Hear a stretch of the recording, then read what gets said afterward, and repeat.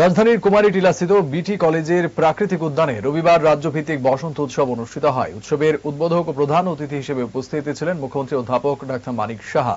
এছাড়া অনুষ্ঠানে উপস্থিত ছিলেন সাংসদ রাজীব ভট্টাচার্য, আগরতলা পুর নিগমের মেয়র তথা বিধায়ক দীপক মজুমদার সহ অন্য বিশিষ্ট ব্যক্তিবর্গ।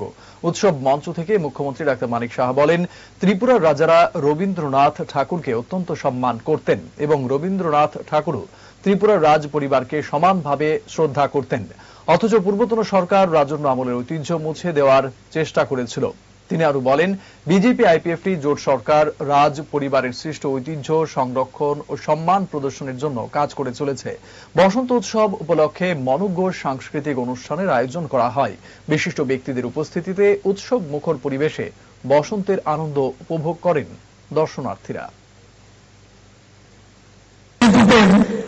রবীন্দ্রনাথ যেভাবে বলেছে যে দৌড় করতে হবে, যারা ঘরের ভিতরে আছে সবাই বেরিয়ে এসো।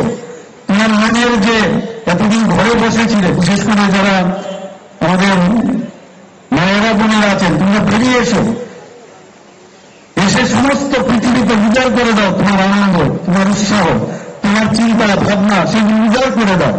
এই যে মানসিকতা, সেই মানসিকতায় আমাদের রবীন্দ্রনাথ ঠাকুর আমাদের ইনস্টিল করেছে আমাদের মাথার মধ্যে। সেইগুলো আবার পুনরুদ্ধার আমাদের করতে হবে।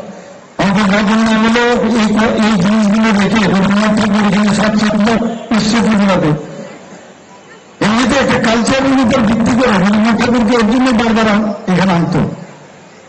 তৎকালীন সময়ে মহারাজাদের যেভাবে রবীন্দ্রনাথ ঠাকুর ওনাদেরকে যেভাবে সম্মান করতেন, তদ্রুপ ওনারাও রবীন্দ্রনাথ ঠাকুরকে সম্মান দিয়েছেন। সেই জায়গায় দাঁড়িয়ে আমরা কি দেখলাম, পূর্বতন সরকার এই মহারাজাদের নামেও যাতে কেউ না নিতে পারে সেই ব্যবস্থা করেছে।